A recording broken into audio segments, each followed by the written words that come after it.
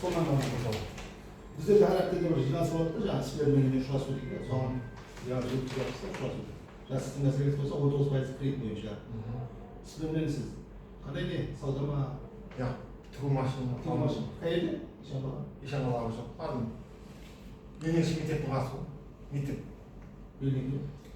мектеп бар ғой памятник бар ғой сол жерде ме 19%-дан береміз біздер кей район 3-ші тайп 5-ші тайпаға береді да 19%, басқа райондар 20%, 22%-да кредит.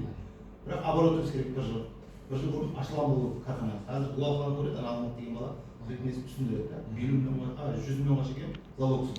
Бірақ біздер обязательно шартнама түзіп, залог бірінші үйренеміз, залогты несін, залог керек жоқ қой. Жаңағы сіздің істеп жатқан жерлеріңіз көп үйренеміз да, одан кейін кредит шығарып береміз. Суретке түсеміз, суретке барып нүкте тастаймыз. Тігу машин болса 19%-дан неше жылған? 6 жылға ғой. 6 жылға ма? 2 жыл имтияз ба? 2 жыл имтияз болады. Или басқа жисмани шахсаға кредит. Аяқтарға 23%-дан, еркек балаларға 25%-дан да 5 жылға дейін шаруа мал, істеп шығару, қызмет көрсету классика сатып береміз. 50 миллионға шекем. Или 17 миллион бар. Бизнеске көмек деген. Ол 17 миллионға шекем.